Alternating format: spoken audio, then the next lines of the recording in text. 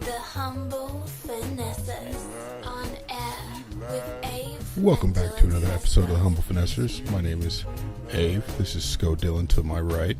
Can't see him because we're not... Quarter century mark here. Okay. Oh, we're at 25. Big 25. 25. Sure. How's everything? Cool, you know. Same old. We're trying to get back in the swing of doing this more regularly, and I think we're doing a bang-up job here. We're trying. The effort's there. Effort is everything. Effort is everything. Yes, sir. So we were just talking about football and the playoff pictures coming together, right? Chiefs are still head of the lowly AFC West. They're managing their games, kind of like their quarterback is. Even though he's on pace for over 4,000 yards. First time ever. Congratulations to you, sir. Yeah, we were talking about Alex Smith, if anyone doesn't know. Yeah, we don't need to retrace down those steps. He's doing his thing. No, but it's a interesting year. The Jags are making the playoffs for the first time in, fucking 10 years? You know, I would love to see them actually make it to the Super Bowl and win it. It's just me. Yeah. It's like a Cinderella story. You know? Yeah, exactly. I like new blood. You know what I mean? Yeah. So yeah. I wouldn't be against it. No. Living vicariously through the Chiefs, though, so I'm going to rock with them. Definitely. Because your team couldn't sink or swim. No, you know but it's a new world. They're just floating there with it's the a new shit. world. Jimmy G. Just floating. Jimmy Polo out there doing his thing. Jimmy Unstoppable. You fucking did you just make that up right now? Nah, I heard that. Okay, don't you ever again, dude. I'm good at making them up though, so don't test me. We all know but no, that. it's funny because now a good chance that the 49ers and the Raiders end up with the same record, but only one team was talking Super Bowl the whole offseason. I was never a believer of that. I mean, they have so much talent. I felt like it was inevitable that they would make a very deep playoff run each one of these upcoming years. I didn't expect them to fall off like they. I can't help but just feel sorry for the Raiders fans. Part of me feels sorry for them. Another part of me wants to say, "Fuck off! Your team sucks." You know what I mean? I got into a debate with a few people. Some buddies of mine, I mentioned that Derek Carr wasn't even the top. He wasn't a top 3 player on that team if you include the defense. My list started with Khalil Mack, of course, seconded by Marshawn Lynch. After that, I would put Michael Crabtree. I might even go as far as to put Amari Cooper over Carr. I just don't like Carr. It's not about like or dislike. I just think he's at best Phillip Rivers. At best, he's at best Tony Romo. And what have they done? I still think he's young, and I feel like he has all the potential in the world. It's very true. It's very true. We'll see. I mean, but. He's no Blake Bortles, but right. A lot could be. A lot of their downfalls could be credited to their offensive line. Yeah, they spent an arm and a leg on what's the dude's? Is it Donald Penn? Yeah. He's a dump truck. He's a big body, wide loaf of bread. He's out there fucking doing nothing to block for the run, doing nothing to block for the pass. Yep. So a portion of Derek Carr's fault is to do with the offensive line. I'd put it on the offensive coordinator, whoever's out there calling them fucking plays. If they had any kind of intelligence, Marshawn Lynch would touch the ball 20 times a game. He's averaging 4.3 yards a carry, which is more than he averaged his last year with Seattle, which is more than he averaged damn near his best year with Seattle. If it's not, it's about the same, 4.3, 4.4. But you also need to be throwing the ball to the backs, to the running backs out of that backfield. Like, you can't strictly just leave it on Derek Carr's shoulders. It's proven. If you're on the 5-yard line and you don't run that ball once, game on the line, and you throw the ball 4 times with Derek Carr to, turn the ball over. That's called the 49er strategy. It is that we isn't it? used in the Super Bowl to lose. If we think about it, though, like the other day, I said I don't think Derek Carr is as good as Jameis Winston. I got all kinds of hoops and haws and all, and but I mean, even right now, it's looking like Blake Bortles, Jameis Winston. I mean, name some scrubs, Mariota. Name some. Fuck, dude. I'd take Case Keenum over Derek Carr. I wouldn't go that far. But Call me a piece of shit. I like Case Keenum. I like his character. I like him as a person. Yeah. And that's another surprising story. Like the Vikings, it's a surprising year. Like you got the Vikings, the L.A. Rams doing good, the Jags. Credited to Todd Gurley for the L.A. Rams. And Goff's doing his thing though. He is. But I mean, if they didn't have that threat out of the backfield, those passes wouldn't be open like that. Yeah, but it's. I mean, it's not who anyone expected. I don't think in any of the conferences other than the Patriots. Yeah, you're right, and it's a tight race. And the Steelers, Patriots and Steelers, they're the only two that before the season people would have said are going to be leading the division. Otherwise, almost every division, you got the Jags, the Rams, the Vikings, Eagles, and then the NFC South is a tight race. Oh, super tight. Saints, Falcons, and Panthers all within a game. Yeah, it's tighter than butt cheeks. And that's the only conference where it's really that close. Yeah, it's if did you pick up on the news that the Carolina Panthers owner is a chauvinistic pig and also a racist?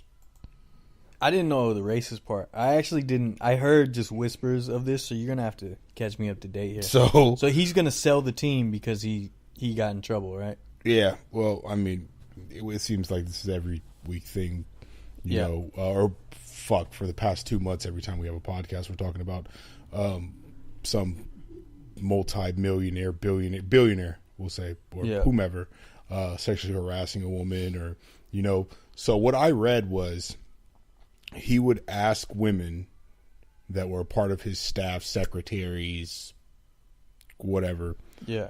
He'd ask them if he could shave their legs. That's got to be some old pervert weird shit. Yeah. And he would ask for a foot rub. All right. Not to mention he would call players derogatory names and shit like that. So, at the ripe old age of 81, maybe it's time for you to sell a team, you fucking crook. It doesn't really matter. It doesn't. I don't know if that's gonna do anything for the franchise. You know what I'm saying? I mean, at that age, what is he really doing day to day? You know what I mean? Asking for foot rubs and shaving women's legs. I mean, in regards to football, not shaving Cam's legs. In regards to football, he's out there calling players niggers. That's what he's doing. So is that what happened? Well, I mean, if they say that pardon me, an old white man is saying has said racist remarks, shocking, but their best fucking catchphrase is calling a black dude a nigger. You know what I'm saying? Something worse, porch monkey. I don't know what the fuck. Pick your poison. You know what I'm saying? But in regards to that, which is fucking a long shot in the dark, but Diddy is trying to put his bid into purchase the Carolina Panthers. I mean, they will never vote to approve him as an owner. Ever. The owners do it collectively, right? Yeah, I believe so. Yeah. You have to be approved. Yeah. So I saw that he said he wants to throw his hat in, get a group together to buy the team. So Kaepernick said, "Hey, I'm in. Let's do this." And I saw Steph Curry also say that he's a Panthers fan. Okay. He grew up in the area. Yeah. What is it? Yeah, North Carolina, South Carolina, when like that. His father Dell was on the Charlotte Hornets. That's right. So he grew up there. So he's a Panthers fan. So these guys said they're in, but I mean it sounds cool, but there's no way they'd be approved. No, that's old rich white man money right there. They're not sometimes like into sharing. Yeah, I think of that approval system. Sometimes it's good, sometimes it's bad. Like, it wouldn't be fair to say no. Baseball also does this, and they said no to Mark Cuban buying a team some years back. But then sometimes good things happen, because I think Donald Trump was trying to buy the Buffalo Bills back in the day. Yeah. And they said no. That was the same team Cuban was trying to buy, I think. I think he was trying to buy the Bills. Oh, really? Yeah, they shut him down. Yeah. So, and I know Mark Cuban was trying to get into baseball too, and they Shut said him down no. on that too. Yeah. I can't remember if it was the Rangers maybe when after George W. was selling it or what. Yeah. But I remember Mark Cuban was trying to get into baseball, and they said no. Do you know Derek Jeter owns a portion of a team? Like Marlins. He has a stake in the Marlins? Yeah, because he's the one that's getting rid of all the pieces. And that was the conspiracy, was he sent Stanton to New York for almost nothing. So they're like, that. oh, Jeter's helping his old team. Don't say that. Are you serious? Yeah. Yeah, fuck No, off. I don't believe it. I'm saying that was the conspiracy, though. That's something believable, though, dude. I mean, right? He got rid of all the pieces for almost nothing because they just wanted to get money off the books. But what's terrible about this, so Jeter got a group together and went in. He doesn't own that much of the team, but I think it's a stake. Yeah, but I think he's the CEO of baseball operations, something like that. Sure. So he's calling the shots. What sucks is there was another guy or group that wanted to buy the team, and they were denied. And now Jeter and his group, whatever, own it, and they're like running out of money. So that's why they're trying to get all this money off the books, because they don't have that much money. Like, even as much as baseball players make, especially someone like Derek Jeter with the longevity and the great career, like, it pales in comparison to what these owners actually have. So even him buying a stake, it's like they don't have nearly enough money to make it work. Yeah, you're talking about the tens to hundreds of billions of dollars. Yeah, you know what I'm saying? like I remember when Barry Bonds signed, it was like the biggest deal ever up until that point in '93 or whatever with the Giants. It was like $106 million or something like that. Right. So even if you take that with no tax or whatever, like that wouldn't even buy like 3% of a team. Maybe that buy the AA Paul Tuckett. Yeah. So it's like the Paul Tuckett Rangers. Yeah, so it's like we think of the athletes as being super rich, but there's a whole nother level past that. Yeah, I guess there was a group that was supposed to buy the Marlins that had plenty of money, so the Marlins fans are pretty upset. Yeah, and you're looking at these old, rich owners of the NFL teams, and Jerry Jones is not a group. But they got into it so early. You know what I mean? Yeah, he bought the team for cheap. Yeah, and a lot of them were, they inherited the team or whatever, and they were they bought teams when it was still the AFL. Yeah. You know what I mean? Yeah. So it's like Mark Davis, some of them got in so early, and they're just, the way the NFL works, they're making such a ridiculous amount of money. Yeah, they said that in revenue, an owner can make upwards of $3 billion.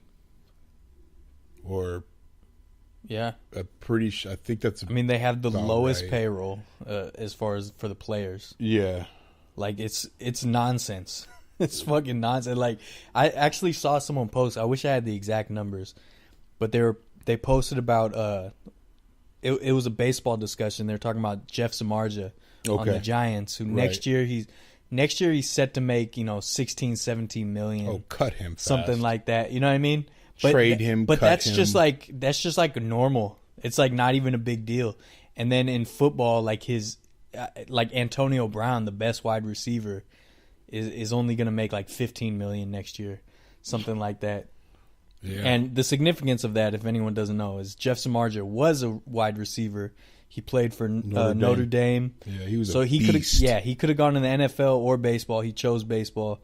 And that was a very good choice. Yes, it was. Good choice. His pitching career is shit at best. I think. No, come on.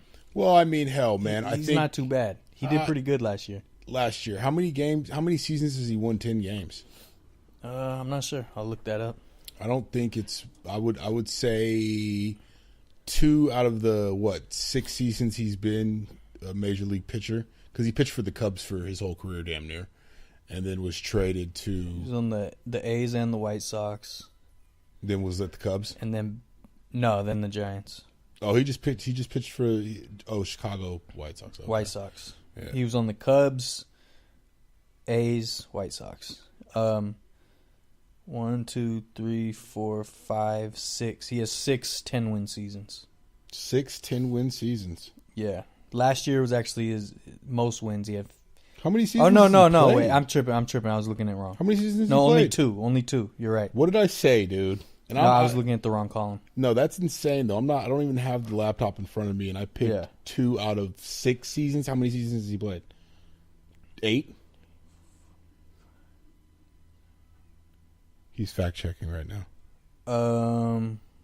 About 9, 8 or 9. But I mean, the first couple seasons, he only pitched like 4 or 5 games. Okay. He must have been back and forth. Was he coming out of the pen, or he might have been coming out of the pen? I don't know. I used to keep up with all this shit, but whatever the case is, for him to make that amount of money, it's insane. I mean, he's a pretty good 4 or 5. You know, half these owners in the NFL and the Major League Baseball, the real lucrative money is in international soccer clubs.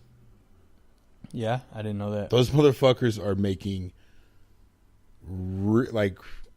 probably double, at least double, from what they would make off owning a football team or a baseball team. Yeah, they're making nearly double by owning name a international team. You know what I'm saying? Like it's fucking star-studded. You know what I mean? Whatever team say fucking what's the guy's name? Pretty much the best in soccer. Messi Ronaldo. Yeah. But it's neither here nor there. They make a ridiculous amount though. Yeah, I don't think they'll ever gift a black man into the football boys club owners, boys club. I mean, it would be, it would at this time show some kind of equality a little bit, let us in a little bit. I mean, Magic Johnson is, he's, somewhat, he has a nice stake in the Dodgers. Yeah. You know what I'm saying? But he's a businessman. He owns banks and shit. Yeah. You know what I'm saying? So he did right by himself, and he's not Diddy. He's not Diddy, but even though Diddy has a ridiculous amount of money, but he doesn't have the he has his own style, his own flair, his own all that, which the old white guys aren't going to be into. They're not going to be down with the shiny suit, man. Yeah, exactly. But it's crazy too. What is it? Fuck. Magic Johnson gets gifted things all the time, dude. He has a cure for AIDS in his fucking back pocket. It's insane. But it's not that. I mean, that's always a funny thing to say, but it's not just him. Like nowadays, if you get HIV, like it's treatable. Yeah, it's treatable. Right. It's not. He was one of the first. Just when it was an epidemic, they were like, they weren't. Yeah, but like when he got diagnosed, it was pretty much everyone considered it a death sentence. Right. Still. And nowadays, it's not nearly. I mean, AIDS, I think, still is, but HIV, I think you can kind of stop it in its tracks as long as you can afford, as long as you can afford the medicine. Yeah, well, I mean, there are some countries that are fucking ravished by fucking the epidemic, but it's here nor there. What about talking about Jeff Samardzija and choosing the right sport? Who do you think was a better two-sport player? Bo or Dion? I think we had this debate before. No, I don't think we did. I think we did. I don't think we did. It's that's the easiest answer in the books, unless you're going off the fact of a Super Bowl win. But Bo Jackson, the amount of years he played, he's by far the standout. I mean, fake hip and all, he was crushing home runs. I mean, and I'm talking. What was this? 30 years ago? Yeah. When hip replacements were wood. Yeah. You know what I'm saying? And this dude was fucking swinging a fucking toothpick you know what I'm saying, at a grapefruit, and just smashing shit, dude. So, Yeah. if he had never received that injury, then I think it wouldn't even be a question. Yeah, I could see that, but I still think Dion edges him out. I think Bo was definitely a better baseball player. Yeah. But Dion, I mean, he still made an all-star game or two. That's prime time. You know, yeah, he wasn't. But the thing is, Dion fell off hard with baseball. Cocaine's a hell of a Yeah, drug. when he was like on the Braves, he was pretty good. Then he started bouncing around. Yeah. I think he started really focusing on football more, and you know, he kind of fell off as far as baseball. But especially with the accomplishments, played in the World Series and the Super Bowl. Yeah. You know what I mean? And he's arguably the greatest cornerback of all time. Arguably. Yeah, so, I mean, Bo didn't get there. You know what I mean? In either sport, he didn't get there. So I think he edges him out, even though Bo is better across the board, like in every column. You know what I mean? Yeah. But Dion was such an outstanding cornerback. Yeah, he was. He kind of set the bar. So it's like I have to give it to him. Because even like with baseball, he wasn't trash. He just wasn't. No. He wasn't as good as Bo. No. But yeah, I mean, fuck. Because we're basing it off of the two sport thing, so we have to be fair. We have to be fair, man. Yeah. We got to be fair, man. So, fucking, Bo Jackson was like when he first was doing both. I think Bo Jackson was hitting like 340, dude. And was smashing, I swear, like over 30 home runs and I don't think it was that much, but 20 stolen bases, and he was making incredible catches in the outfield. I mean, there. No, he was. He wasn't. To be fair, his lifetime batting average is 250. Oof. His best year, he was 272. Okay, that was in 1990 with the Royals. That was his last year with the Royals. Yeah, so I mean, he was good. He had 32 home runs the year before. He had 28 that year. Okay. Stolen bases. What are those? Let's see. Stolen bases, 27, 26. Okay. Then down to 15 in 1990. Then after that, none. That hip. With the White Sox. That hip. He stole no bases with the White Sox. He stole one base with the California Angels when he spent 1 year with them. Yeah. Well, after that hip replacement, dude. I mean, it was a totally different thing. I mean, he still made great plays. But yeah, that's the thing is, you know, he was a good baseball player, but he wasn't outstanding. He made crazy plays though. If you've never watched, do yourself a favor and go look up some YouTube Bo Jackson highlights. They're watch pretty him amazing. Watch him scale walls. Yeah, you know, 10-foot walls, and watch him, you know, dash to a ball. And spread out for a catch, dude. It was all right, now he's incredible. Now looking at Deion Sanders' 9-year career, his batting average was 263 lifetime. It's about neck and neck. Yeah, his best year he batted 304. Okay, I'll take that. You know, he wasn't slugging home runs. Single digits in home runs. He was a speedster. Stolen bases. Stolen bases, you know, 26 1 year, 19, 38 and 94. Okay. Yes, I mean, based off what you've given me, I'd take Bo Jackson in that category. Yeah, I mean, he was a bigger slugger. How many years did Bo Jackson play football? But the thing is, I think Dion has more Gold Gloves too. If I want to, really, if I want to go out there, yeah. Let me see. Let me just double check that. I could be wrong. I thought he had at least a few. Dude, we need a young Jamie. If any of you guys are down to sit in the corner and fact check shit, it would be much appreciated. Reach out to Josh on, or Sco, pardon me, on Instagram, Facebook, the Humble Finessers. We're taking applications. Doesn't pay much. I didn't know that, but cool.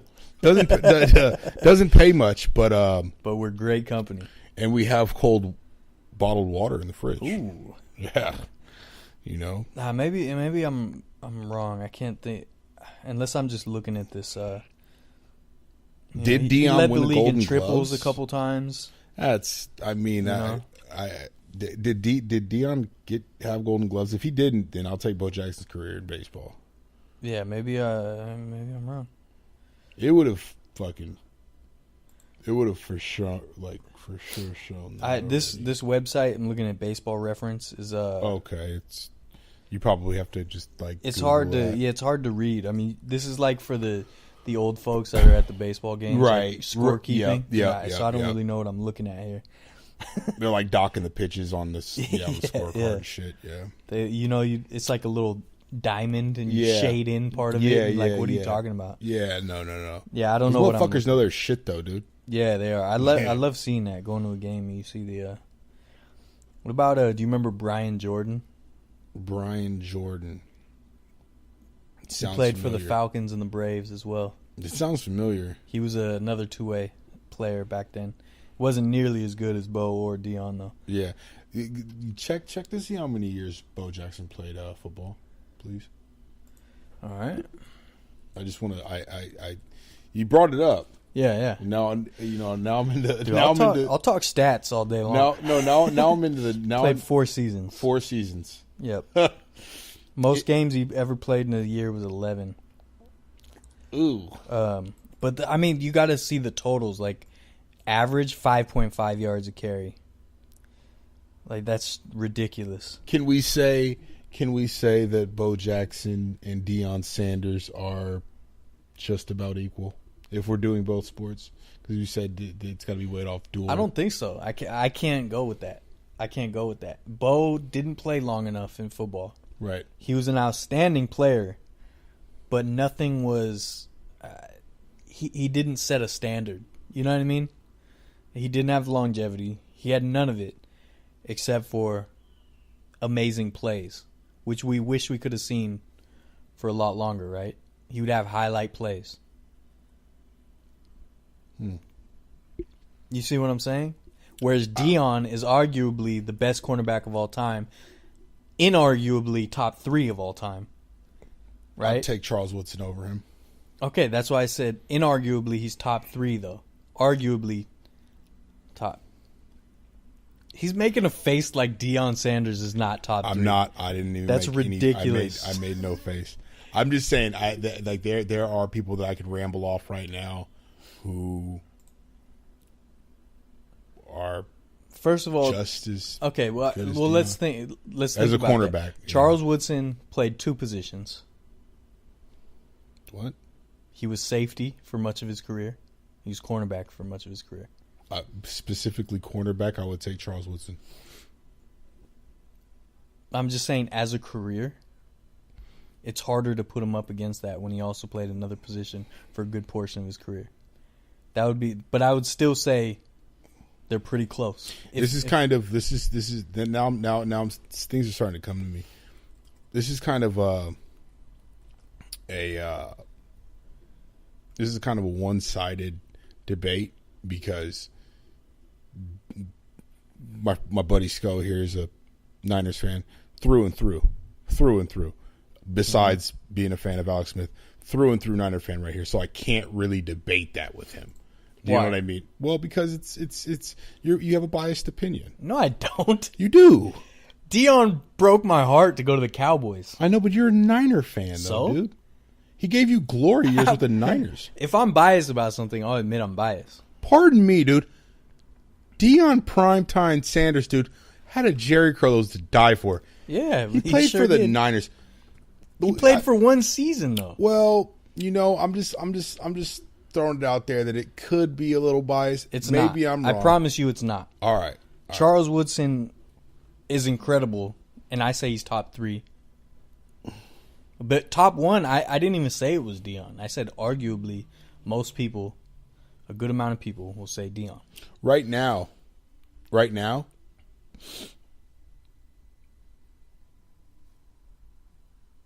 Wait, I might take Talib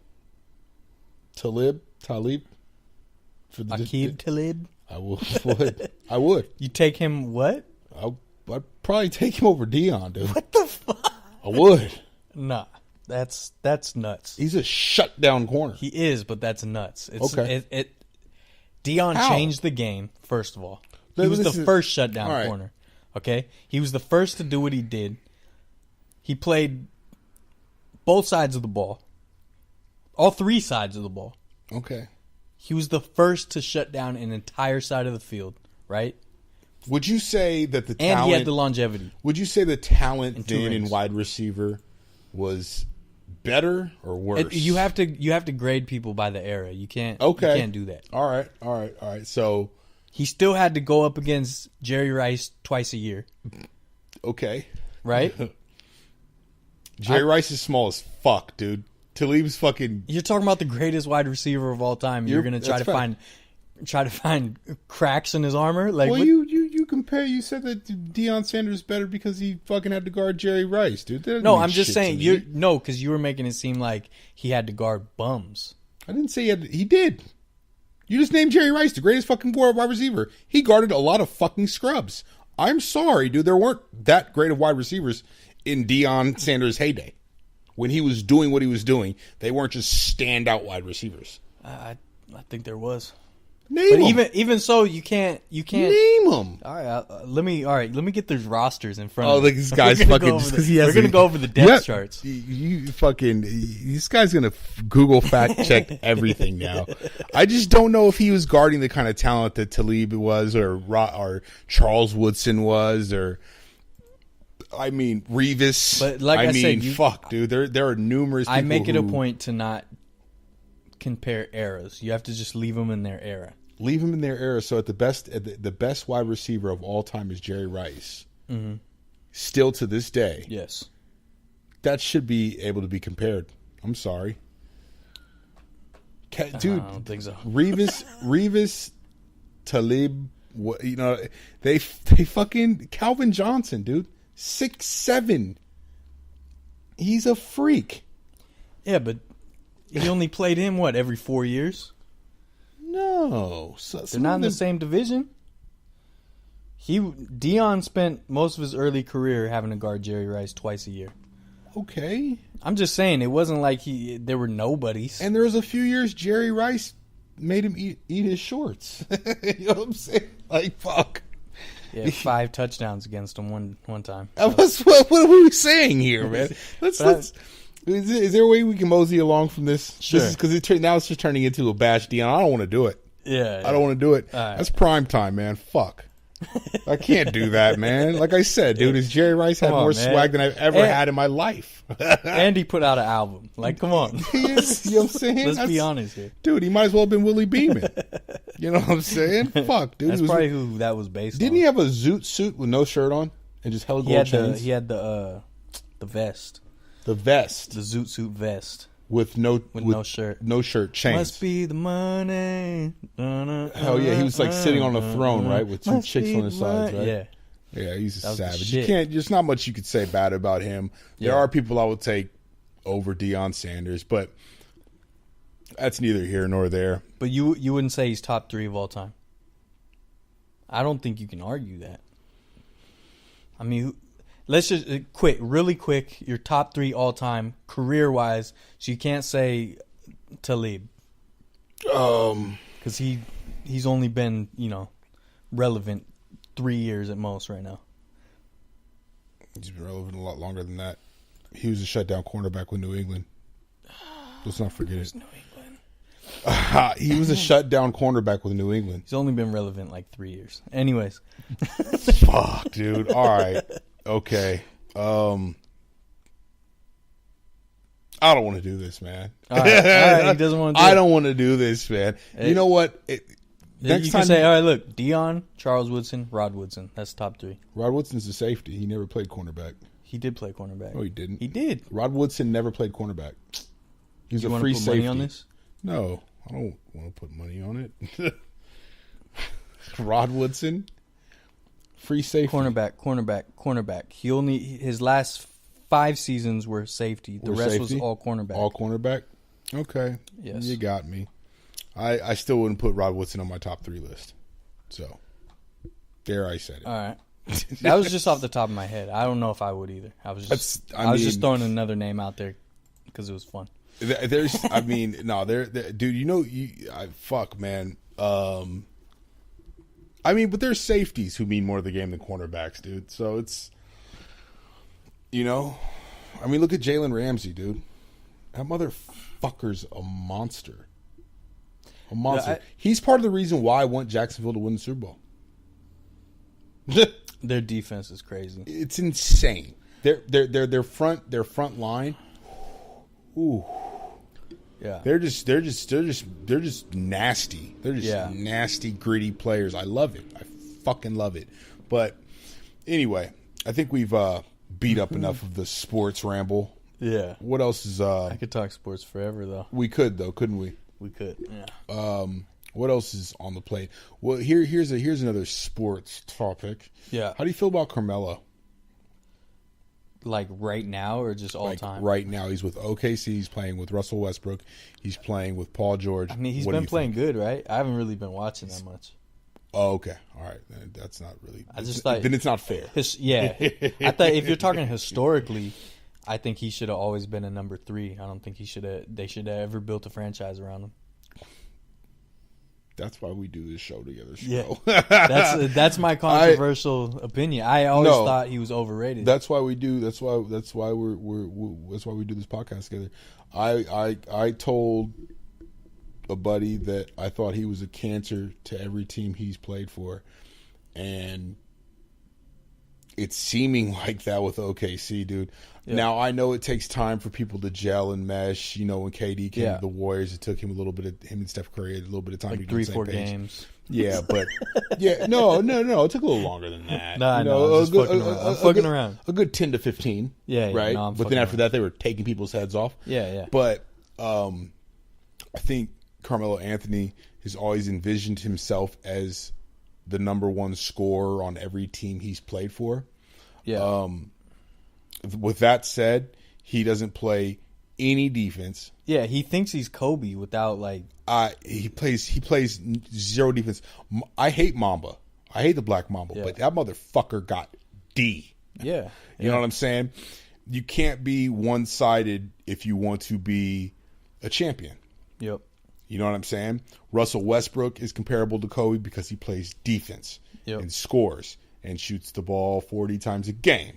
Yep. Paul George has a little bit of D. He's not, they need a facilitator. They need a Draymond. They need a Draymond. They need a Dennis Rodman. They do. They need an enforcer. But they also need someone to facilitate that ball because Russell Westbrook's a scorer. Paul George is a scorer. Carmelo Anthony feels he's a scorer.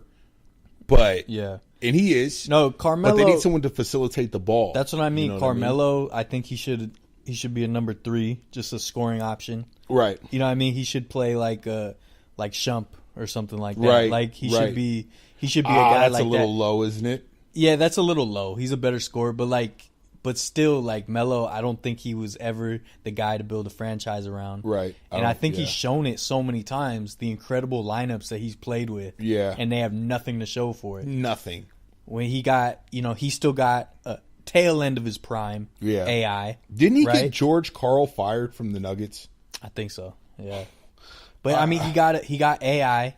Still, tail end of his prime, but it was still AI. AI, yeah. And they did nothing. You know what I mean? Like, yeah. That's my sole reason for telling my buddy that I thought he was a cancer. Yeah. And same with the Knicks. He had great lineups on the Knicks, and they didn't do anything with it. They were decent. They weren't the greatest. Yeah, they were decent, but at least, but they never made a legit push. But see, this is the thing now. This is what I explained to him. I said, he is now on a top 4, top 3 team in the West, top 3, top 4 team in the West, and I think he's making them look bad. Yeah. That's just me. Yeah. That's just me. I haven't really been watching, but I'm not Tony Kornheiser. I'm not fucking Wilbon. But it's just my opinion. I've always thought Carmelo Anthony was a cancer to every team he's played for. Mm-hmm. I don't, numbers besides scoring, you know, the proof's in the pudding, dude. He's not a top tier, in my eyes, NBA player. He's not like a top. No, yeah. tier. He's not a top 10. There's probably 15 people who'll take over him, maybe 20. You know what I'm saying? Yeah. So, but that was I just. I mean, he's just out the way. He's always been like mellow. He's been hyped. Yeah. Since before he was even in the league. Yeah. And somehow, I guess because he still scores. So Right. it's like people look past all the bullshit and they just think, oh well, he's still scoring. He's still putting up points. But yeah, they're not seeing how he doesn't really get his team involved. He doesn't. Right. Yeah, I mean, there's no system around him that Yeah, you can but build around him. this is a great night for Melo. 42 points, 3 assists. 3 assists, 5 rebounds, Yeah. 7 turnovers. Yeah. That's a great night for Melo. That's not a top tier NBA player. Yeah, I don't see it. That was my last sports rift right there. Yeah. But No, I agree. yeah. So That's always how I've been feeling about him. So we have a few little agendas we'd like to, you know, talk about. Do you want to start it off, or should I Nah, start? go ahead. You want me to start it off? Yeah. We got a few questions for our listeners out there, if they'd like to maybe entertain us with some answers via Facebook or, you know, whatever social media platform is tied to SCO, because Yeah, we got to. I'm not as in tune with it as I should be. Yeah, we got to get the. Especially once we get video, and Oh. YouTube will be a great hub. You know what I mean? Yeah, no, that's coming. Yeah, That's- that's coming. We are already on YouTube. All the episodes are up there. We just don't have the actual video yet. Yeah, But it will be soon. yeah. So before we started this podcast, SCO, months ago, I sent him a list of topics that I thought, you know, maybe we could entertain, we could, you know, speak on. And before we started this podcast today, he was reading a few of them off, and then he brought up one of the topics that I made, which was about autism. Yeah. And I have a few questionable theories. Yeah. You know what I'm saying? First being, how young do you have to be proven to be autistic? And when I say autistic, I mean there's numerous different forms of it. You know, it's not just clear cut. That's why they call it a spectrum. Right. Yeah. It's not just clear cut. So I'm gonna stick to one that, you know, when I was growing up, was the highlight was a hyperactive kid. Okay.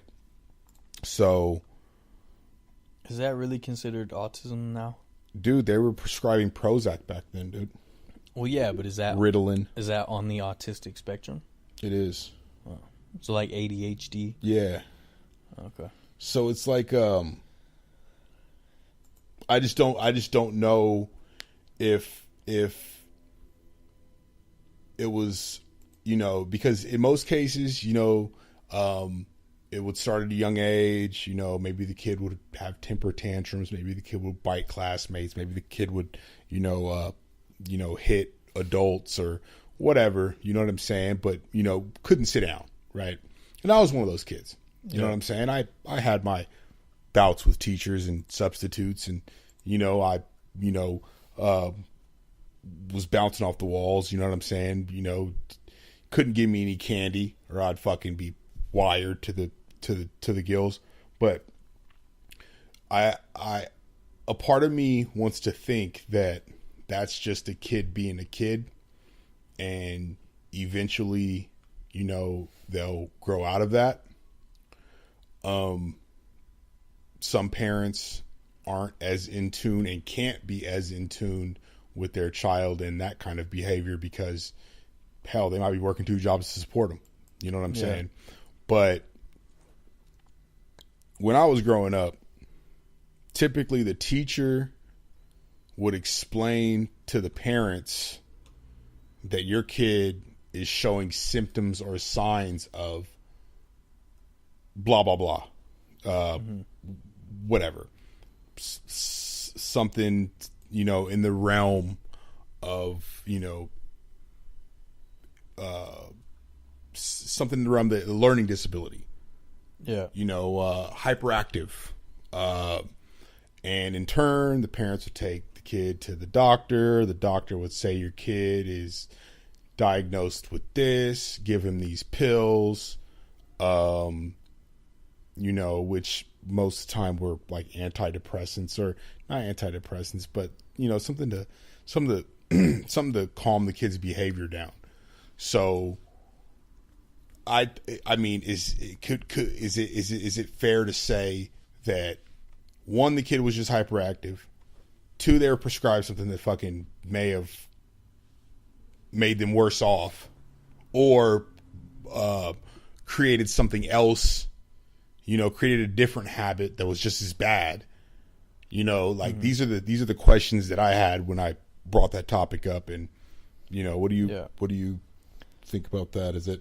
Well, I don't know about like hyperactivity. I didn't know that was considered autism or on the spectrum. But as far as like if you're on the spectrum, like there's certain tests, and I think they can even test like your brain waves. So it's like a legit. It's not just like a gut feeling. You know what I mean? I think there's like hard evidence of whether a kid is autistic or not. But like I said, about ADD, ADHD, whatever, that kind of thing, I didn't know that would be considered that. And I think there was issues prescribing the wrong things to those kids, especially like in the 90s, like 80s and 90s, or maybe a little later than that. You've heard stories of a lot of people who are like, yeah, I was prescribed, some stuff that they probably shouldn't have been prescribed. Right. But I also think that's part of like, as a society, us learning like what works. You know what I mean? It's almost like human experimentation, but it's like, in a way, it's necessary because we wouldn't know, you know what I mean, unless we did those things. And it's like, right. So I mean, I feel like no matter what, you're not going to do the right thing. Whether you just let the kid go, that might not be the right thing. If you prescribe the wrong thing, you know what I mean? So it's like, I don't know. I don't think there's an easy solution for any of it. I think, like, at least, like I'm saying, speaking for the time when I was growing up, and, there were kids lashing out or, acting nutty, whatever. I think a hyper kid is going to eventually start fitting the mold of something that may be great. Yeah. I think prescribing him something is really going to halt his greatness. I think it's going to maybe change his mind or change his brain waves. Yeah. And, and I agree with that. To a certain extent, maybe that's not that bad. I mean, I'm not saying these kids are out, one day jumping around and bouncing off the walls, and then, here's some Ritalin, boom, and now they're fucking drooling on their shirts. Yeah. Which, I mean, it's very possible that when I was in school, that's the kind of shit that was happening. Yeah. But I think it stunts their growth as far as, forming expression, or, we don't know what they could become if the minute we think that they're acting unruly or, they can't be controlled in a classroom environment, that they're, they need something to suppress that. Yeah. Me, personally, I would never. I mean, unless my kid has something like with a health concern. Yeah. I wouldn't want him on any. I wouldn't want him on anything that may, change his view or his scope on life. Yeah, you know what I mean? Yeah. Like, I want him to. I agree, yeah. But. I mean, I feel like it is nowadays probably more than when we were kids. Because we were still kids. I think half these rappers that are a part of this expression and stuff have some type of autism. Yeah, could be. They might not be able to spell. They might read with words jumbled together where they're not really making out the sentences right. Yeah, and they're overcoming it though. Yeah, you know what I mean? No, yeah, I think. I mean, society's changing so fast. Like, we're reeling everything in, and I feel like since we were kids, like pre-internet everywhere, right, we were at like the tail end of the Wild West still. You know what I mean? Where now it's like things are being reeled in. Yeah. So I feel like doctors probably aren't subscribing as willy-nilly as they did back then. Yeah. Hopefully. Well, they are, but the pharmaceutical companies are pushing something different. It's like a different agenda.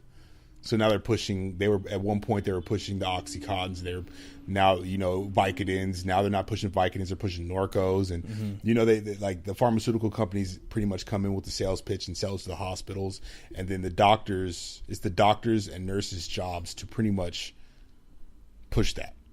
Yeah, I don't know about all that, but hey, it's possible. I mean.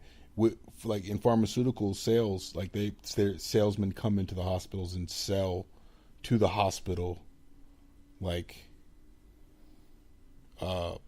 drugs. All right. So I don't know. I'm not familiar with this. I don't know. I couldn't say. I mean, that's sketchy. If that's what's going on. But the thing, I mean, it's also a case by case. Dude. It's a case by case basis because you never know what kind of doctor you'll have. Which is unfortunate, Yeah, back in the day, do you remember when you could fucking go to the doctor and it's the same doctor you had for fucking 10 years, dude? Yeah. And now it's like, I grew up with the same doctor. Shout out Dr. Lori in Redwood City. Yeah. That was my doctor my whole life. Yeah. And now it's you make a doctor's appointment and you spend more time with the nurse than you do the doctor. Yeah.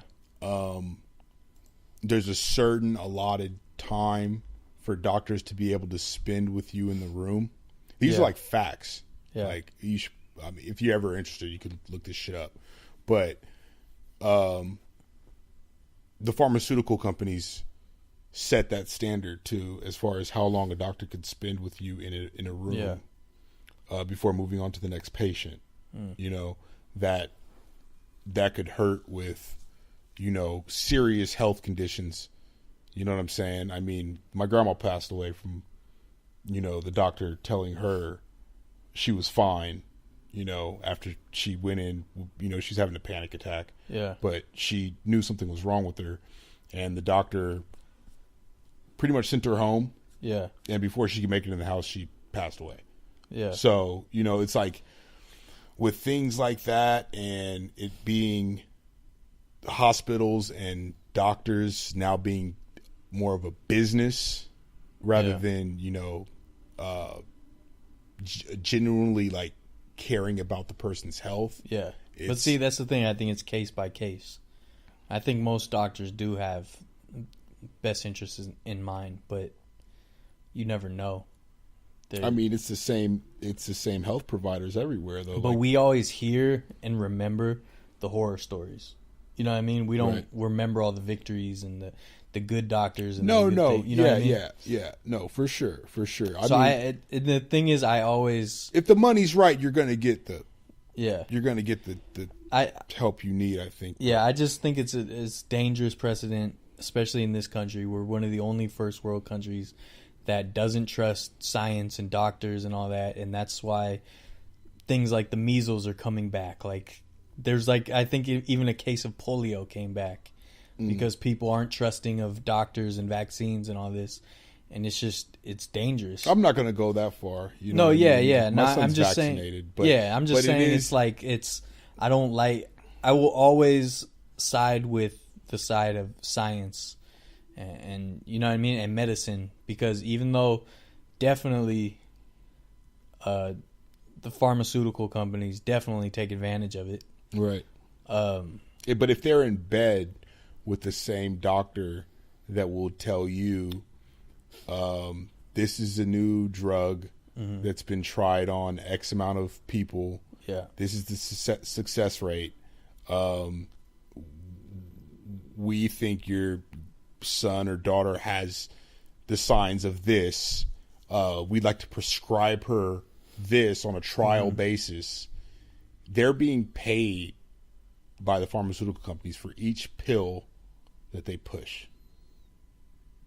I mean, if they have to do trials, It's right? it's in the name of. I'm not trying to bash science. I'm just trying, I really, if anything, I'll try and I think negatively on big business. I do too. Yeah. But and that's I think they definitely do shady things. I think they're a problem. I'm a Bernie guy. I think the pharmaceutical companies are a huge problem, but I don't think the problem is big enough where people are in more danger because of it. At this point, I think we're in more danger financially, but not medically. okay. And that's the whole healthcare debate to me. So I still side with medicine and science. I think they're trying to do the right thing, but pharmaceutical companies, instead of just doing the right thing, they're trying to maximize profits while trying to do the right thing, because I mean, they still that's the keep thing. the planogram of the daily foods Yeah, that we yeah. have on the doctor's wall, Yeah. like the food pyramid. yeah, the food pyramid, like bread, fruits, meat, Yeah. and those have been proven to be Yeah. bullshit. That's the thing with science, especially medical science. Is like it's such an inexact thing because humans are so ridiculously complex, Different.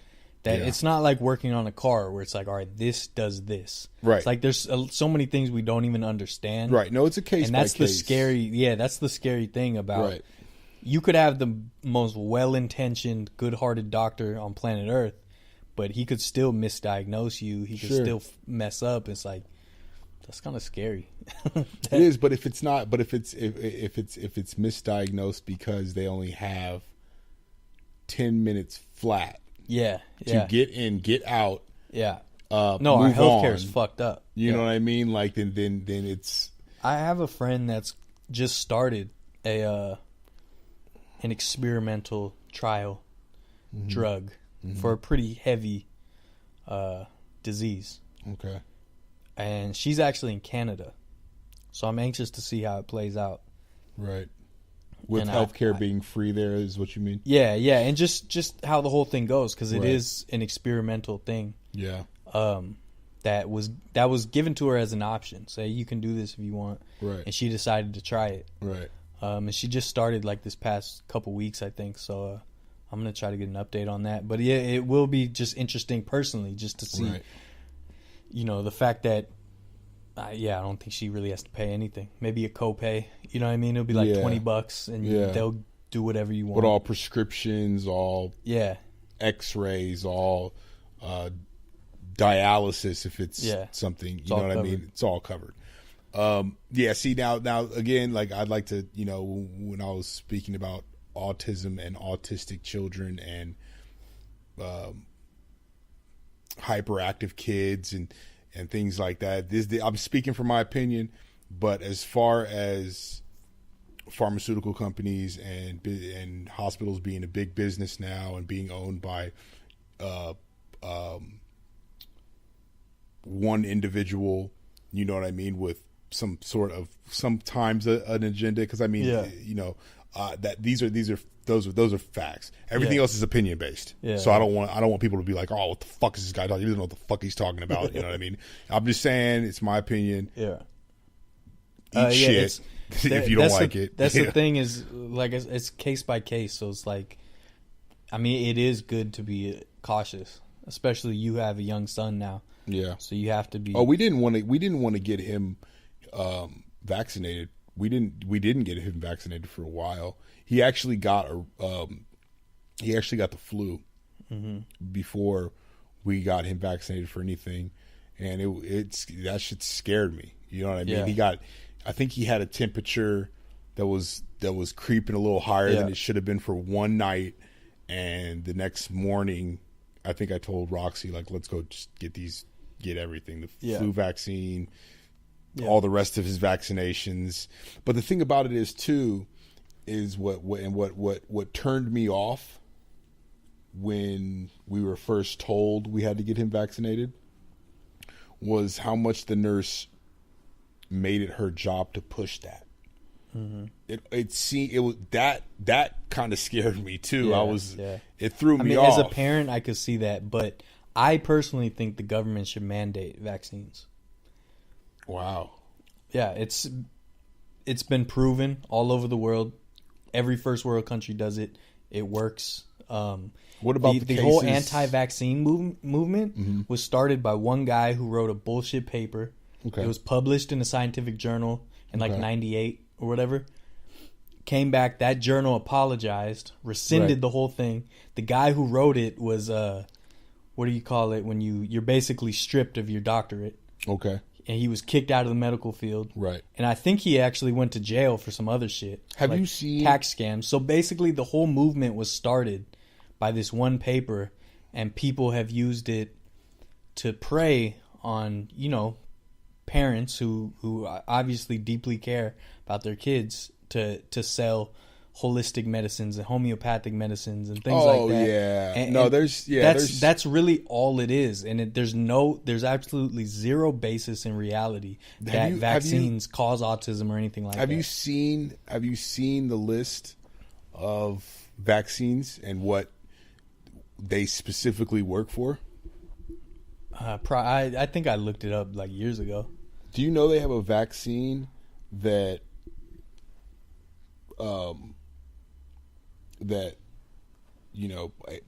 AJ's got it.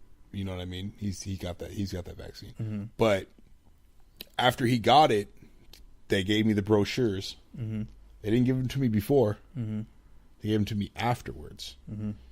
And I looked through what exactly they vaccinated him for. Yeah. And it was something where it was 1 in 10,000 kids.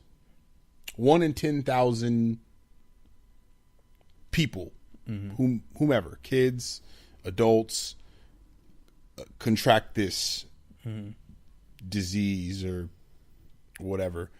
1 in 10,000 is kind of a reach. It doesn't seem like it because 10,000 isn't that many people, but for 1 in 10,000 out of the population, that's not really a vaccination that probably.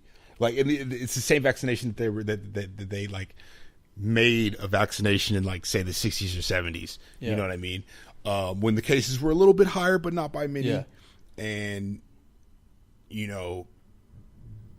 there are cases where kids are vaccinated for something and are become paralyzed. Yeah. Or, I mean, they're like, I've seen documentaries on the pharmaceutical companies. I've seen, I can't say if all of that is fact based at all, but it definitely smells a little fishy, dude. That's just for me. Yeah, I don't think any of that's real. But the thing is, you say, it's only 1 in 10,000. So why? It's because we could completely eradicate these things if people would just take the vaccines. Just like polio was nearly almost eradicated from the planet until it popped up in some other places. Right. Then it started popping up in the United States again. Right. Smallpox was almost completely eradicated. Right. Now it's popping up again. I haven't heard any stories of that. There was a smallpox outbreak at Disneyland recently. because some unvaccinated children went. That sounds like it'd be widespread news. It was all over the news. Hmm. I could pull it up for you if you want. That's all right. But yeah, these things could be completely eradicated, but this bullshit movement popped up to scare parents, and it's just not true. I'd have to disagree.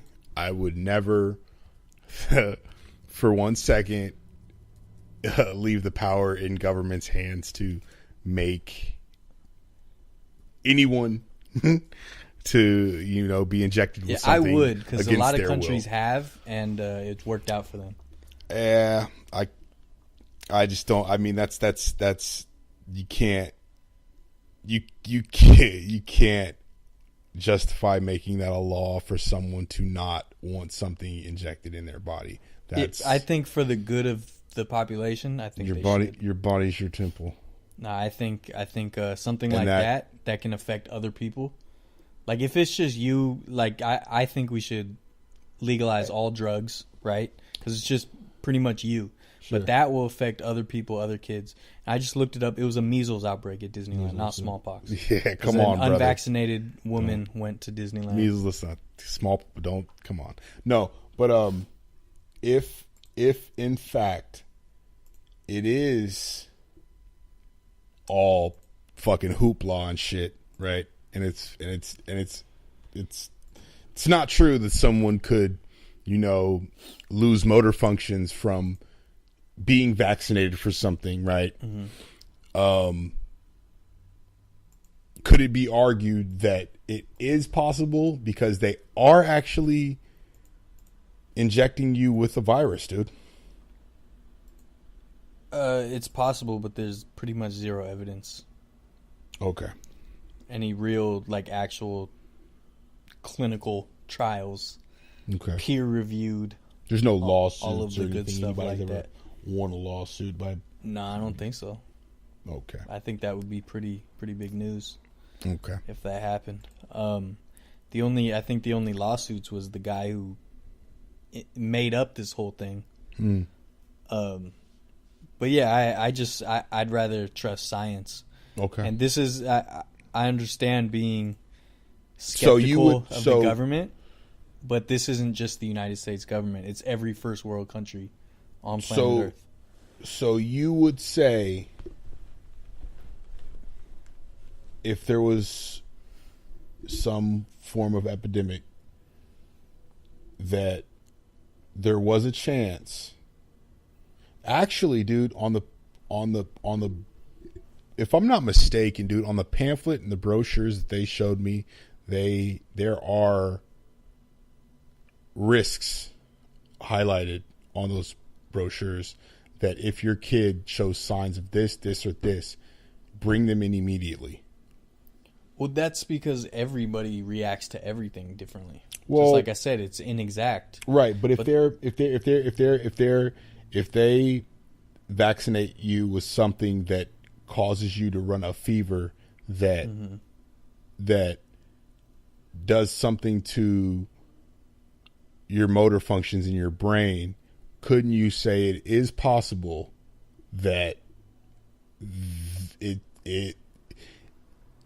I'll take the word over the brochure of saying if this happens in this case, bring your child in immediately because they could possibly die from this. So if one out of however many millions and millions of people that did happen to, is that not better than the alternative of another polio epidemic? But we're talking polio, but I don't even know where polio cases popped up. Because they've been gone because of vaccines. But there was a point in time where, it was something ridiculous, like 1 in 50 kids or something got polio. I remember. And we eradicated it with vaccines. So isn't 1 in a few million better than 1 in however many it was? Yeah. So everybody should get vaccinated, even if every few million something goes wrong. That's for the greater good of the population, right? I mean, that it sucks to hear that, like, as a parent, like, oh, No. what if I'm the one kid? Yeah, right? no. And no. this is just hypothetical. Just Yeah, saying, for like, sure. But then even in that case, right? Even in that case, like, it would scare me to think that. I understand your point for the good of humanity. yeah, And outbreak killing half the population of the world, right? A vaccination, sure, but I don't think someone should have control over you. That's like, okay. yeah. That's like them saying, That's pretty much the American thought process. well, we have this new and improved chip. The whole chip scare. Everyone's scared of, implanting a chip and them being able to, track you or whatever, tracking chip, whatever. They do it for pets now, yeah, right? That's, I don't know. I hear about it on and off, but that's almost as if them saying,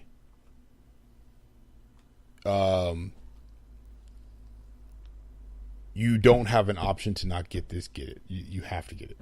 yeah. I You mean, know what I mean? see, the thing is with that, to me, that's the American thought process. Always be paranoid of the government. The government's out to get you.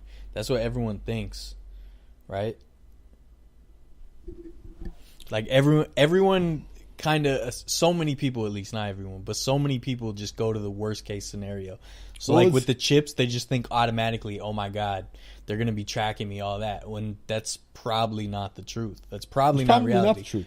That's probably not reality. But I'm not saying I'm for chips. I'm just saying for anything it's only the United States. This is like a purely United States idea that you always need to be like paranoid about the government. Like the government's out to get you. Right to bear arms in case the government tries to come get you, right? Like that's a deeply like American ideal that we've got like ever since the revolution, all the way through the Wild West. It was like it was all about personal freedom and the frontier, right? It was like all this stuff. Like which there's nothing wrong with any of that. I'm not saying. I'm just saying that's the American. That's like the American thought process, and we're like the only country that thinks that way, especially the only first world country.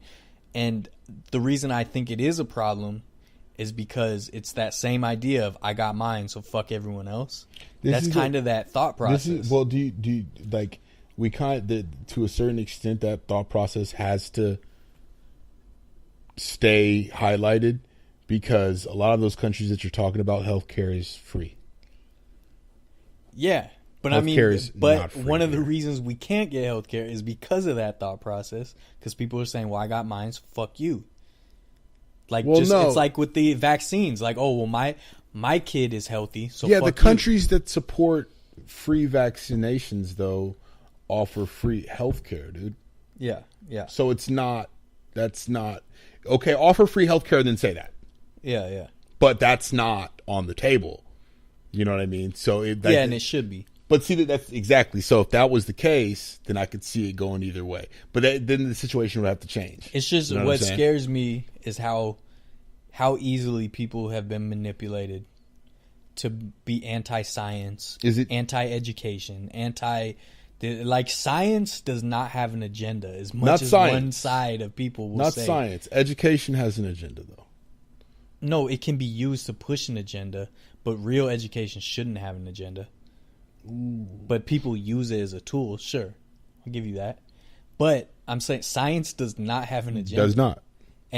But we've been taught in this country that it does. Science's agenda is growth. Like it's figuring things out. Right. Like people don't understand. There's a huge part of this country that voted for an idiot, right? That thinks that science is just another side of the argument. And it's like scientists, sure, they might have their personal beliefs, whatever, but science as a whole, it's peer-reviewed. The whole scientific method is to try to disprove yourself and your peers. So you put up an experiment. Sure. This is what, like, very basic way of how science works is one laboratory person, whatever, will do this experiment. They'll publish a report about it in a accredited scientific journal, whatever you want to call it. And they will say, this is what I found. This is my hypothesis. Right. Any of you other scientists around the world Debunk this. Yes. Right. I challenge you. Yeah. And then they either will, or a bunch of different scientists around the world will say, we're getting the same results. We think you might be right. The scientists come together collectively and say, yes, this seems like this is the way it is. Right. And they're always open to being challenged or disproven. Right. And I think it's very important that Americans start believing in science again. Because no, for sure. Because it's dangerous. It's a dangerous road to go down. But you also have to combat that against religion, and that's never going to happen. Yeah. That's why. And once again, we're one of the only first world countries that is still religious. At least majority religious. I mean, in the UK, it's like less than 20% of people are religious. All the Nordic countries, like the ones that have like the best lives, whatever, everything's like the highest rating, the best healthcare, best education, best quality of life.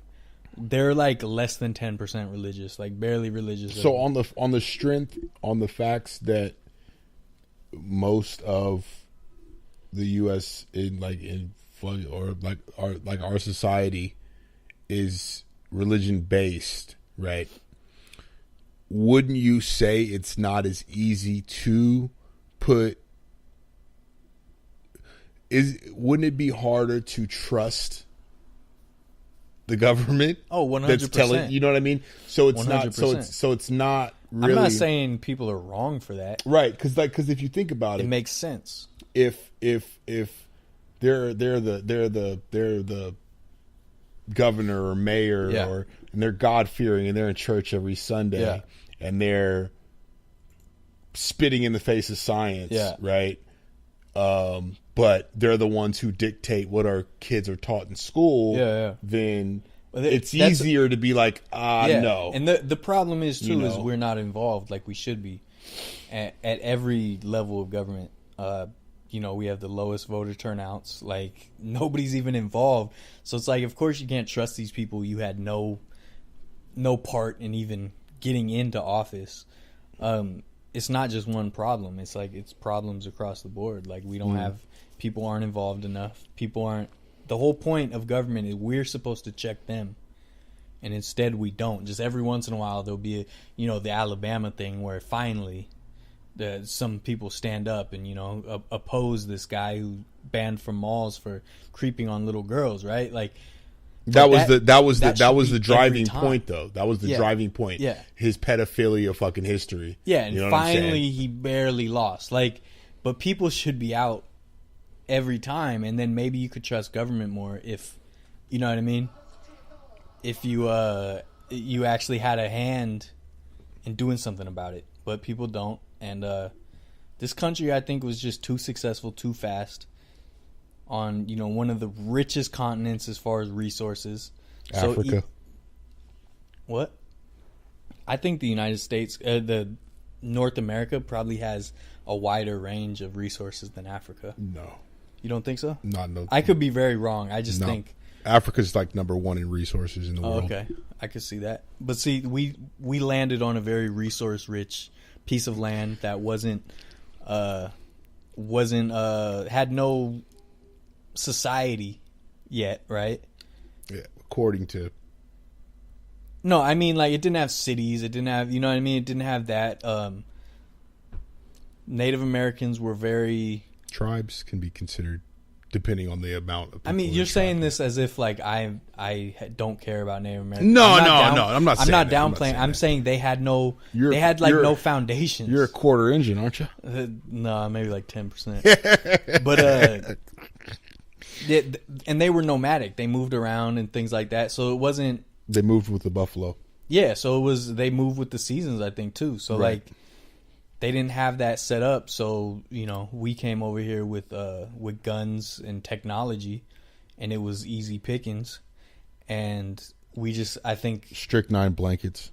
Yeah, I think we just got lucky that we were so successful so quick. You know what I mean? That's a cruel way of putting it, but I understand what you mean. No, yeah, I'm saying stripping away the emotion of it, or like right, the humanity for sure, yeah.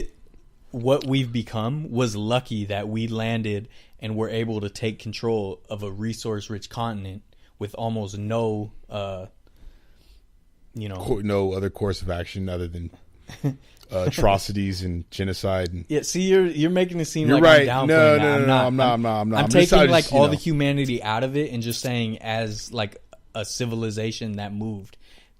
The United States was just lucky to get this piece of land. I dig it. And I think so. We just have this idea that we're great just because we're American. We didn't earn that. You know what I mean? But people are literally fat and lazy Americans. Yeah, people are literally born in America and just think they're automatically great just for the sake of being born here. Like the greatest country on earth, and they haven't done shit with their life, but somehow they feel like they're entitled to this greatness. That's true. And so I think that plays into it too, with like medical things like that. People think they know best, even though they haven't been educated at all. Sure. Whereas, some like me, I know there's some parts of life that I'm completely ignorant on. I'd rather learn about it than just think, oh, I know best already. Do you know why they don't really prescribe like Ritalin anymore? No. It's because they found out it was kind of bad for kids. Yeah, I heard that. I think and, so. And at the time, that was one of the major battles of the pharmaceutical company pushing the Ritalin on the hospitals, and in turn the hospitals pushing. And they push like Oxy and all that. So it's like, with me thinking about that, and then thinking about just the whole going back to the autism and the autistic children, and like my to pretty much round this all up is my whole thought was as long as it's not health related, and you're not halting the expression of a child. Yeah. Then like you're worried about it affecting their personality and thought process, and just the day and day to life. Yeah. You know what I mean? Like, I totally get that. People that are prescribed, downers, often commit suicide and shit. Yeah. You know what I'm saying? Because they're suppressing something in them that needs to just be expressed. I mean, unless you're just out there you're just a fucking freak and you have no business. You know what I mean? Yeah, but it's a spectrum, like we said, and I think it depends. It's case by case basis. Sure. Different. Yeah. But you're right. You should. I mean, especially with something like that, you should get multiple. Visit multiple doctors, get a second opinion, get a third opinion. Sure. But I just think it's a fine line between that and then just being paranoid and thinking everything they're doing is completely fucked up. But the thing is, look, to concede to that, like, I don't have kids, but if I did have a kid, I'm 100% for vaccines. Like, it's no question my kid's getting vaccinated. No question whatsoever. But when they get vaccinated, I'm still going to be nervous. You know what I mean? It's still life. Like, there's no guarantee of anything. Sure. So I mean, I'm still gonna be nervous, but it's like, it's like when you get. I don't know about you. Like, if I go get tested for something, like if I get tested, a blood test, and they're gonna test for AIDS, HIV, like I'm still nervous, and I know, pretty sure I don't got it. You know what I mean? But like, stay out of Tijuana and stop fucking those fucking hookers raw. How about that? Yeah, it's still like, I mean, I'll think about it. I'll ponder it. I don't know. I'm not sure. I'm still young, you know. Raw is better. Yeah, it is. That's true. But you know what I mean. You still got to do. You still got to. If you do the research, it's it's good to vaccinate. You got any ending funny topic that can lighten this podcast a little bit?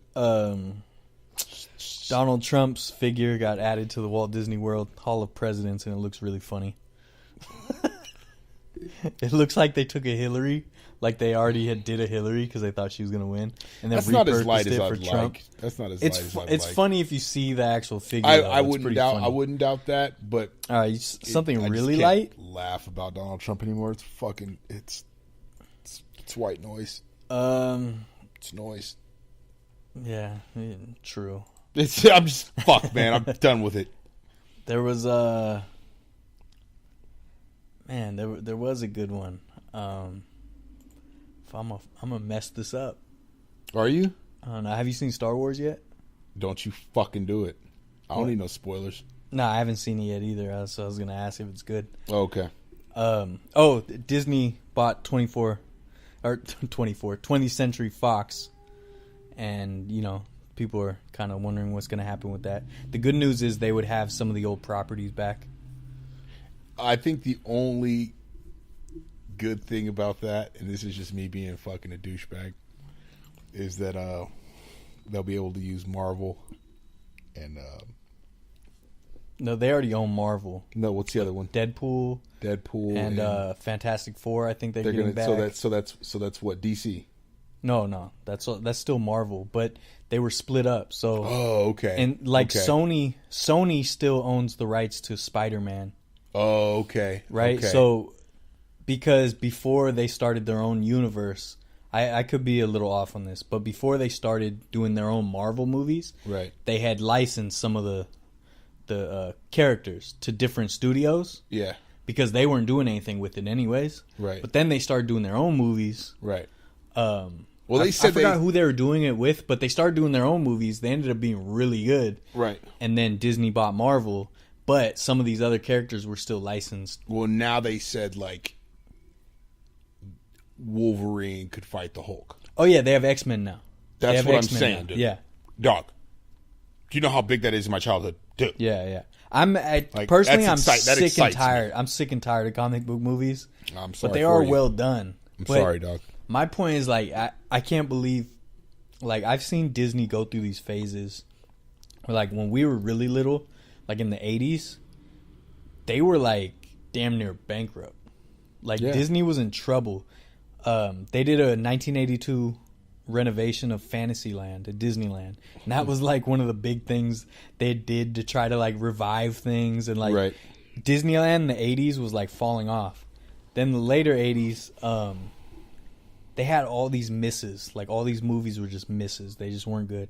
And then they had what they called the second golden age or whatever of animation, where they released, like, Little Mermaid, Beauty and the Beast, whatever, and they ended with, like, Lion King. Do you know it was just like this great run. What? You know what sucks about being in my skin? What? When we were talking Walt Disney, we're supposed to be talking happy, right? Yeah. Happiest place in the fucking planet, Yeah. right? Right? We're supposed to be talking. Yeah. And all I could think is Walt Disney was a fucking germaphobe who fucking was a horrible racist. And that's not sucks true to me. That's not true. None of that's true. 100%. Do you want to debate this next podcast? We can. Because that's my personal hero. Bring your facts. I already have the facts. That's my personal hero. Well, Walt Disney was a racist. 100% wasn't. And I have the facts. I have video clips. I got everything. We will rekindle this at a later time. We will. But anyways, what I was trying to say is Disney was also, they tried to revive their animation, didn't really work. They were still doing great, right? But then they bought Star Wars, revived it, started all the new movies. They're doing incredible. They bought Marvel, the biggest movies out every year, Marvel. Yeah. They're just printing money at this point. It's pretty impressive. Just as a bystander, just to watch it, be like, wow, they got every property that matters almost. So is this a evil takeover? I don't know. That's the thing. I mean, that's the thing is like, because this is a monopoly. Walt Disney is a like, monopoly, dude. That's what someone's saying. Kind of scary, dude. Someone's saying it could be blocked. The sale could be blocked. But I don't know, because like otherwise there's still just like Paramount, Sony. There's like only a few other huge media companies. That's like Verizon fighting to block the T-Mobile Sprint merger. Yeah. Because all the spectrum that they own would have pretty much monopolized everything. Yeah. And Verizon probably would have went out of business. Yeah. But yeah, that's it's no. It could be. The thing is, shaky. Like I said, Walt Disney was my personal hero. So old Disney, like when he was still alive, and even after he was alive, like one of the most well-intentioned big companies. Like they really did things the right way, and they sided with creatives. Like, they were like, we're going to do a good job and not just chase the money. And then it was actually, the funny thing is, it was when 70s and 80s they were trying to chase the money and it was failing. Then Michael Eisner came in. He was trying to chase the money, but he knew the way to do it was to actually revive things in a good way and repurpose the brand to be like, we're still going to put quality animation out. Because, you know, their bread and butter was animation. So that's when they had that second golden age where they had, you know, ended with The Lion King, had Beauty and the Beast, Then they Aladdin. went along to buy Pixar and yeah, exactly. Like, major companies, right? Yeah, so it's like Disney still know that they should have quality. I'm gonna leave Sco with this one last little tidbit. Yeah. Could you say, you know, you've done your research? Yeah, it's more than likely. Yep, sure. Depending on where you're getting your sources from, I don't know where you got your sources from, but could you say your opinion towards Walt Disney's bias because you are a Disney enthusiast? It is, but I mean, facts are facts. Your facts. No, where facts you got are them facts. from. You can't change facts. No, where you got them from though, because you read up on this when it came about that he was what he was. But see, I don't even know. Yeah, we'll get into this. This is a whole different. Tune in next week as Abe and Sco Dillon battle between Walt Disney being a filthy racist and he wasn't, and him being the holy grail one of the best people to ever walk this planet. Yeah. All right. We're gonna shut this down. You guys go ahead, give a follow on Facebook, subscribe, message, search Sco Dillon. On Instagram, Dylan Sesko, and at Humble Finessers. If you like to follow me, my name on Instagram is Mihojoe, spelled Mijojoe. Give us all a follow. Feedback. Yeah. Topics too. Topics. We take some topics. Yeah. You know what I'm saying? We don't mind talking about, you know what I'm saying, fucking, you know, name a porno star. I'm always down to fucking do some research on a porno star. Yeah, I got 4 porn stars that follow me on Instagram. I'm trying to get to 5. I bet you do, Sco. Yep. Yeah. All right, episode 25 in the books, 26 next week. In the books. Right. Peace out. The Humble Finessers.